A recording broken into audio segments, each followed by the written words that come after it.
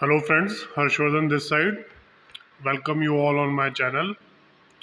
Friends, मेरे को अपने स्टूडेंट्स की बहुत सी क्वेरीज मिल रही थी कि निफ्टी जो है वो फ्राइडे को लास्ट आवर में बहुत गिरा है, निफ्टी एंड बैंक निफ्टी। तो उसको जो डाउन मूव है उसको कैसे पकड़ा जाए। तो क्या वो ट्रेडेबल थी, वो हम पकड़ पाए? कोई टेक्निक ऐसी है जिसके थ्रू उसको पकड़ सकते हैं? तो यस, आंसर इज़ यस कि वो ट्रेडेबल थी। हमने ट्रेड किया है और उसमें बहुत अच्छे से ट्रेड आया है। और दोनों तरीके, ट्रेडिंग के दो तरीके जो हम यूज़ करते हैं, that number one price action and number two technical analysis. दोनों के थ्रू वो जो है ट्रेड पकड़ा गया है डाउन का, that is last hour of fall in Nifty and bank Nifty. तो वो दिखाते हैं आपको चार्ट पे कैसे पकड़ा गया है और उसके एक्सप्लेनेशन देते हैं। तो उसको आप इम्प्लीमेंट करके फ्यूचर में वो बहुत अच्छा प्रॉफिट कमा सकते हैं, क्योंकि वो चलता रहता है, मार्केट उसी के बेसिस पे चलती है। तो लेट मी शो यू। मैं अब निफ्टी का चार्ट खोलता हूँ। तो पहले बात करते हैं प्राइस एक्शन की। देखो, इस पे जो हमने उस वक्त रियल टाइम बेसिस पे जो हमारी लाइंस लगी हुई थी वही लाइंस ओपन हो गई हैं इस चार्ट में। तो क्लैरिटी के लिए मैं इसको 5 मिनट से अभी 15 मिनट पे स्विच करता हूँ चार्ट को। ऑल दो इंट्राडे के लिए हम 5 मिनट यूज़ करते हैं। 5 एंड 15 मतलब बिगर पिक्चर चेक करने के लिए 15 एंड ट्रेड एज पर 5 मिनट चार्ट। तो 15 मिनट चार्ट पे देखें तो एक बहुत ही बढ़िया सपोर्ट की ट्रेंड लाइन थी, जो कि चल रही थी हमारे 27 अप्रैल के लो से। देन 28 अप्रैल का लो भी उससे टच हुआ एंड 28 अप्रैल में लास्ट जो बार थी वो भी उस पर उसने सपोर्ट लिया। एंड देन मॉर्निंग में 29 अप्रैल, डेट इज़ फ्राइडे को मॉर्निंग पे भी उस पे सपोर्ट आया। ठीक है, जैसे कि आप देख सकते हो, मैंने भी मूविंग एवरेज हटा दी है। एक मूविंग एवरेज लगी थी चार्ट पे। कितने पॉइंट्स पे इसने सपोर्ट लिया? 1, 2, 3, 4। मतलब मार्केट ओपन होने से पहले हमारे पास ये 4 पॉइंट थे, सिग्निफिकेंट लोज, जिसके बेसिस पे हमने ये ट्रेंड लाइन ड्रॉ करी है। एंड मार्केट ओपन होने के बाद ऑटोमेटिकली एक पॉइंट और आया, फिफ्थ पॉइंट। तो जस्ट इमेजिन ये कितना स्ट्रॉन्ग पॉइंट था, स्ट्रॉन्ग सपोर्ट लाइन थी, जो कि जिस पे मार्केट ने 5 बार सपोर्ट लिया। तो इसकी इम्पोर्टेंस यहीं से पता लग जाती है। एंड प्राइस एक्शन में, जैसा कि आपको पता है कि हम प्राइस एक्शन में trend lines and all and market के बिहेवियर को स्टडी करते हैं। तो मार्केट का बिहेवियर यही कह रहा था कि एक जो सपोर्ट लाइन है, ठीक है, जिस पे मार्केट बार बार आके सपोर्ट ले रही है, वो ब्रेक होगी तो मार्केट के नीचे जाने की पॉसिबिलिटी है। और जो कि वैसा ही हुआ, जब ये ब्रेक हुई एट अराउंड 2 PM, तो उसके बाद मार्केट नीचे ही गिरी है। ठीक है, तो ये बहुत इजी ट्रेड था यहाँ पे। जो प्राइस सेक्शन के स्टूडेंट हैं, जो मेरे जो स्टूडेंट हैं जिन्होंने मेरे से प्राइस सेक्शन की क्लासेस ले रखी हैं, उन्होंने बहुत इजीली यहाँ पे 2 PM के आसपास शॉर्ट सेल का ट्रेड ले लिया था। और इसको हम एक बार 5 मिनट चार्ट पे भी देख लेते हैं। 5 मिनट चार्ट पे भी आप देखो अगर, तो आपने 150 पे ब्रेक डाउन हुआ है और क्लियर पिक्चर 155 पे आ गई थी।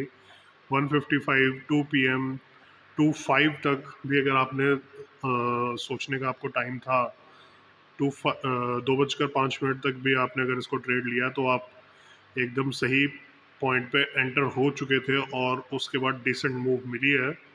ठीक है, ये हुई बात प्राइस एक्शन के अकॉर्डिंग। देखो, कौन चीज़ें बहुत इजी होती हैं, बस उसे इम्प्लीमेंट करना आना चाहिए।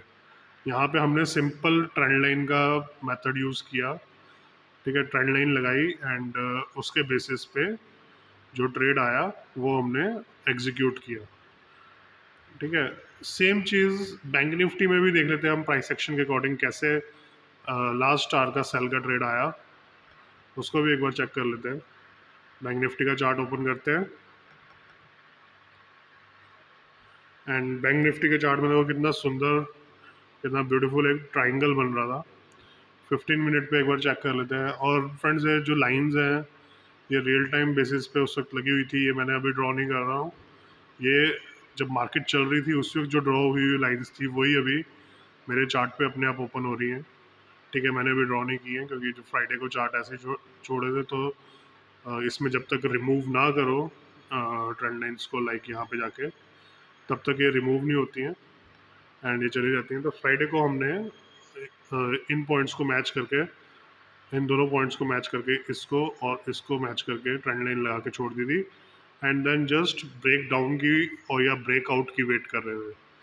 लाइक इसमें भी सेम 2 बजे के आसपास जब ब्रेक डाउन हुआ है ट्रेंड लाइन का, lower trend line date is support line, ठीक है, तो एक बहुत ही अच्छा शॉर्ट सेल का ट्रेड बना है और विदाउट एनी फियर वो जो ट्रेड है वो लेना बनता था और हमने लिया है, मेरे स्टूडेंट्स ने लिया है। ठीक है, 5 मिनट पे एक बार इसको चेक करें। 5 मिनट पे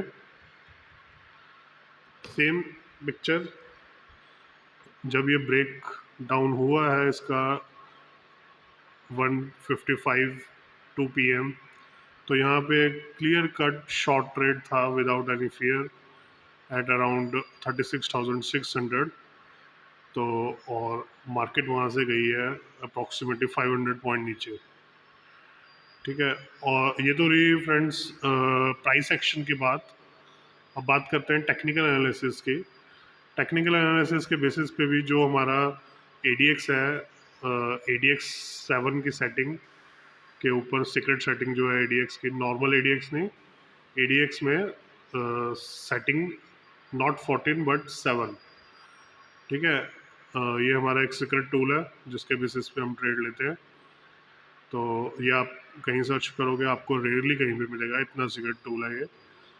तो जस्ट चेक कि इस पे जो हमारे रूल्स हैं वो ये रूल्स हैं कि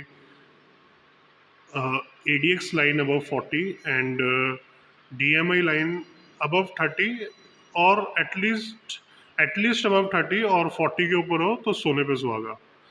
तो यहाँ पे अगर हम देखें एट 2 PM, तो आप देखो इसके राइट हैंड साइड जाके अगर आप ADX की वैल्यू देखो 45.61, that is above 40 and negative DMI की वैल्यू जो है 42.13, दैट इज ऑल्सो अबव 40। तो as per ADX, that is as per technical analysis, ये भी एक बहुत अच्छा सिग्नल था। And price action and technical analysis के जब ट्रेड कंबाइन होते हैं तो वो और मतलब जैसे कहते हैं ना सोने पे सुहागा, वो वाली चीज़ हो जाती है। तो ये तो ट्रेड बहुत ही अच्छा था एंड RSI उस वक्त 50 से नीचे थी। ठीक है, RSI थोड़ी सी स्लो रहती है as compared to ADX, but 50 से नीचे भी मतलब कि वो डाउन ट्रेंड की तरफ जा रही है। तो यहाँ पे ट्रेड था एंड जब ये 40 के नीचे चलेगी यहाँ पे, तब उसमें ऐड भी किया जा सकता था। ठीक है, कोई एग्रेसिव ट्रेडर्स हैं तो यहाँ पे initial entry, that is when ADX and negative DMI was above 40, तो इनिशियल एंट्री यहाँ पे और RSI 50 के नीचे। एंड देन जब सेम सिनेरियो में RSI 40 के नीचे आ गई तो यहाँ पे 215 के आसपास एक ऐड ट्रेड भी बना है, मतलब एग्जिस्टिंग पोजीशन में दोबारा से शॉर्ट सेल को ऐड करना है। या फिर अगर आप ऐड नहीं करना चाहते तो विदाउट एनी फियर आप उसी पोजीशन को विद कॉन्फिडेंस फर्दर होल्ड कर सकते हो फर्दर गेन्स के लिए। ठीक है, होता क्या है, ग्रीड एंड फियर की वजह से लोग जल्दी एग्जिट कर जाते हैं। ठीक है, जब बट लेकिन जब यहाँ पे आपको दोबारा से एक ऐड सिग्नल मिल गया है तो फियर फैक्टर थोड़ा सा कम हो जाता है, क्योंकि आपका सिस्टम आपको बोल रहा है कि अब आपको आप ऐड कर सकते हो अपने ट्रेडिंग पोजीशन में। तो चलो ऐड किया तो बहुत अच्छी बात है, अगर आप एग्रेसिव ट्रेडर हो ऐड किया बहुत अच्छी बात है। बट अगर ऐड नहीं कर पाए तो आप एग्जिस्टिंग पोजीशन को ही अगर विदाउट एनी फियर होल्ड कर लेते हो तो वो और अच्छा हो जाता है। ठीक है, तो मैंने आपको एक्सप्लेन कर दिया है फ्राइडे का fall as per price action and as per technical analysis both, कि ये कैसे हमने पकड़ा, ठीक है।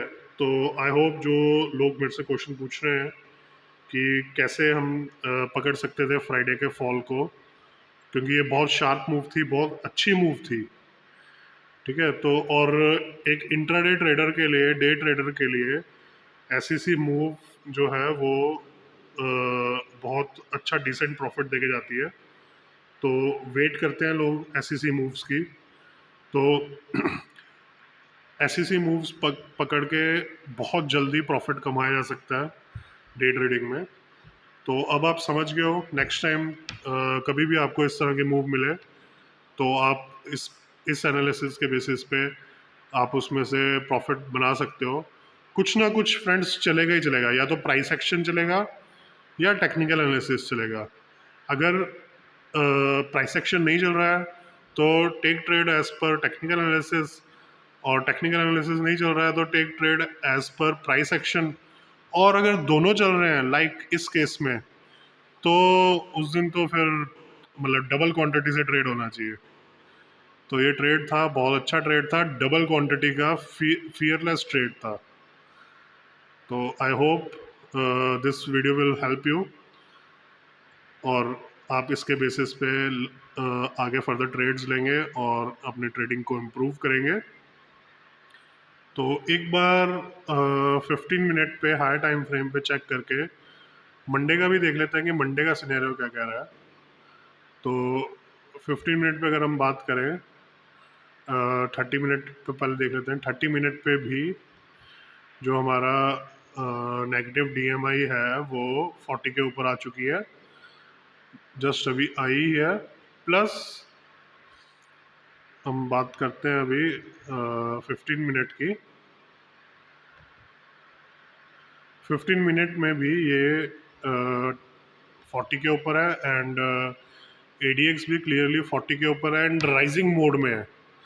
सो कंसिडरिंग दिस कि एडीएक्स राइजिंग मोड में है एंड नेगेटिव डीएमआई भी 40 के ऊपर है, तो ये ट्रेड अगर कोई कैरी करके जाता इस लॉजिक के साथ तो उसको प्रॉफिट होने की प्रोबेबिलिटी है। बाकी चेक करते हैं मंडे को कैसे मार्केट खुलती है।